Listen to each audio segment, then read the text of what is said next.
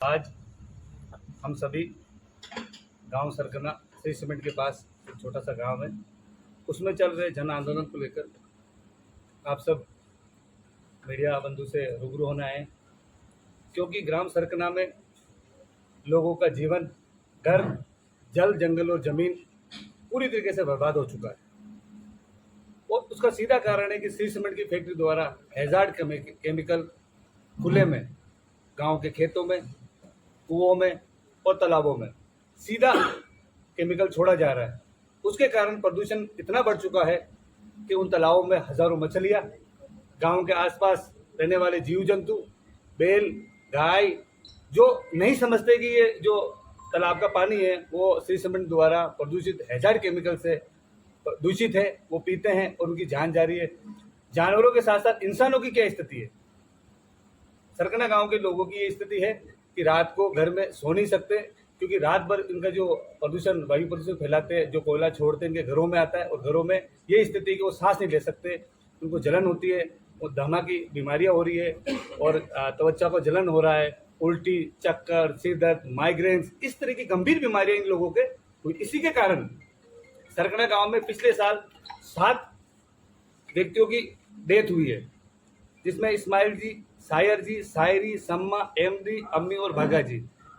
ये लोगों की डेथ किसी प्राकृतिक डेथ नहीं है, ये श्री सीमेंट द्वारा प्रायोजित डेथ है, ये मृत्यु है। इसमें सीधा श्री सीमेंट इन्वॉल्व है और उसके अधिकारी मैनेजमेंट इस बात को अच्छी तरीके से जानते हैं कि हैजार्ड केमिकल की जो प्रोसेस है, उसकी जो एसओपी होती है, उसकी एक प्रक्रिया होती है, उसके एक नियम होता है, जिसके तहत उसका निस्तारण होता है और उसका अपशिष्ट जो होता है उनको खुले में नहीं छोड़ सकते। अगर मेरी बात गलत हो तो श्री सीमेंट के मैनेजमेंट से कोई भी आदमी हमारी बात गलत साबित कर दे कि हैजार्ड केमिकल को खुले में छोड़ा जा सकता है तालाबों में, खेतों में, तो मेरी बात गलत साबित कर दे, हम ये आंदोलन कल समाप्त कर देंगे।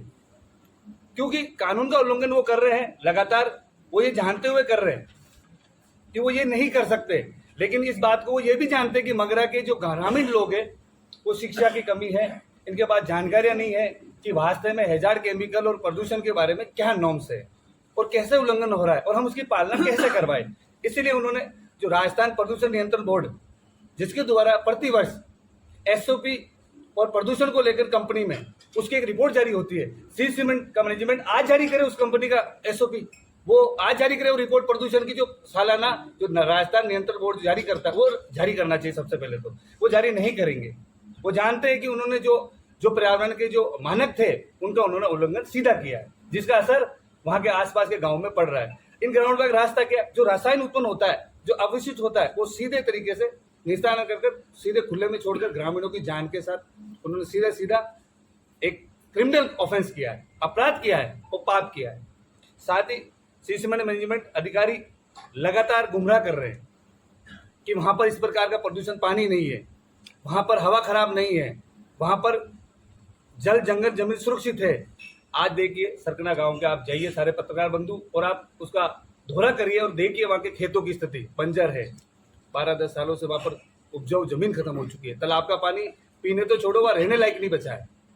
तो ऐसी स्थिति में हम आप सबसे सहयोग की अपेक्षा करते हैं। और इस आंदोलन जो सरकना गांव के निवासी पिछले 7-8 दिनों से जन आंदोलन कर रहे हैं, हम उसी समर्थन में हैं कि उनकी जायज मांग को मैनेजमेंट सुने, प्रशासन सुने, नहीं तो हमारे पास जो और भी कोई रास्ते हैं उस रास्ते में इख्तियार करेंगे, उनके खिलाफ जो लीगल कार्रवाई कर सकते हैं वो भी करेंगे और आंदोलन तो हम करेंगे ही।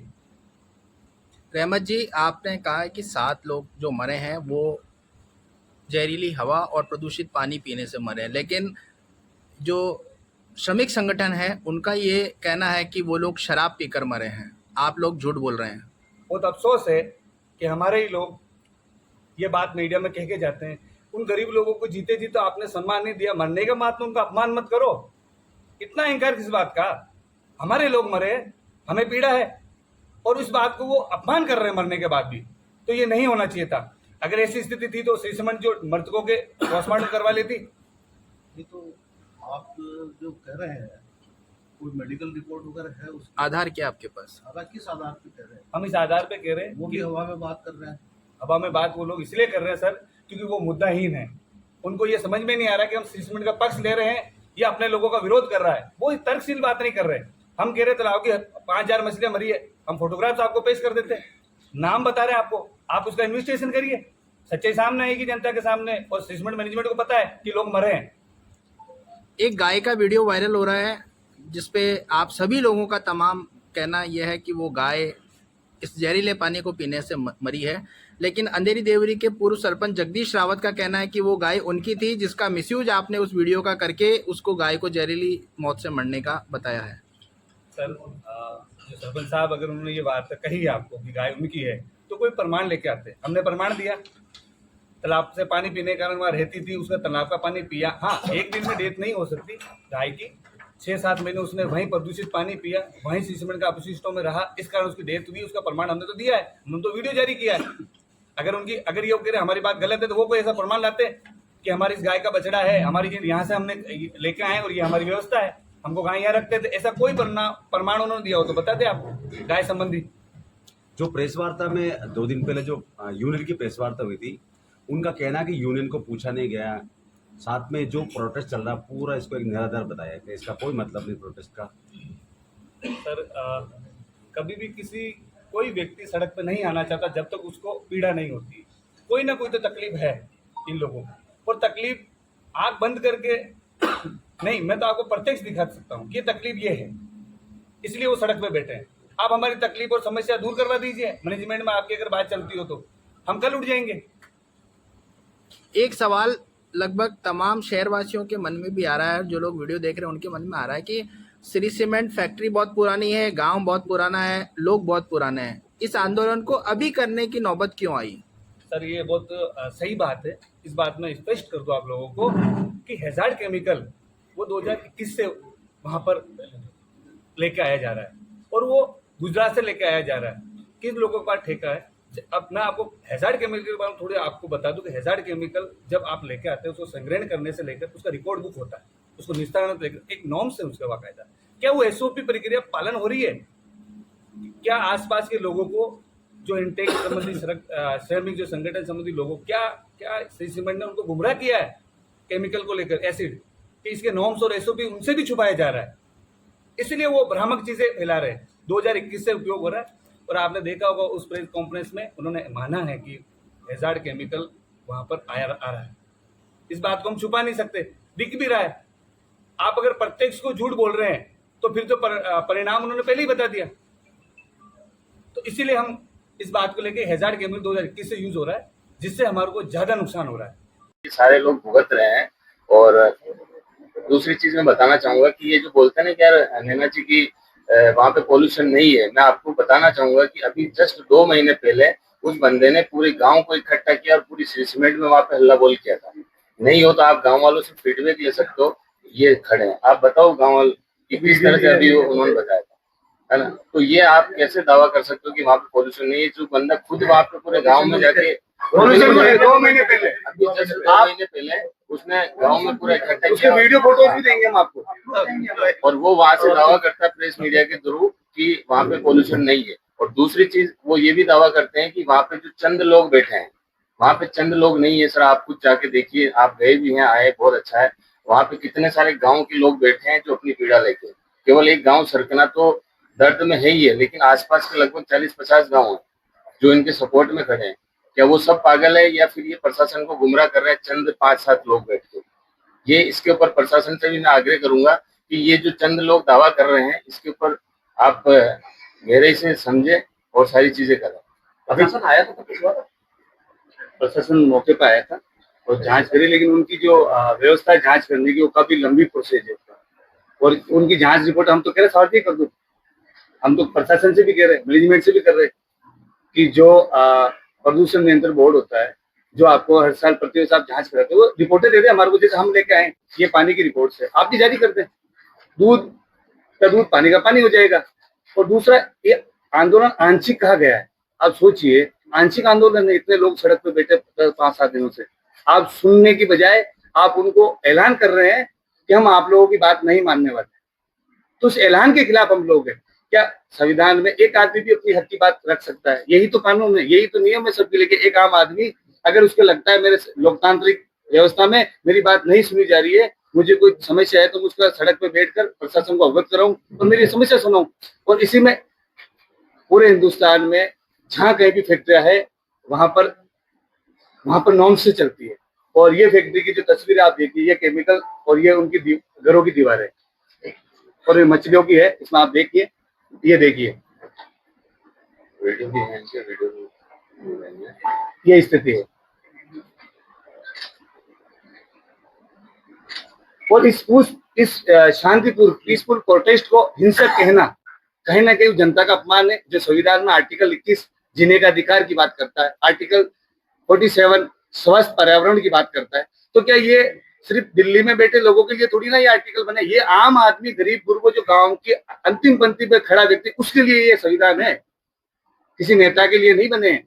रहमत जी, आपने जो वाटर की रिपोर्ट करवाई है उसको इसमें सर सारे पैरामीटर्स काफी सारे हैं। जैसे इसमें बता रखा है कि क्लोराइड है, क्लोराइड की जो नॉर्मल मात्रा इनके होनी चाहिए लगभग 250 बता रखा है, और इसके अंदर आ रहा है सर लगभग 2545, है ना।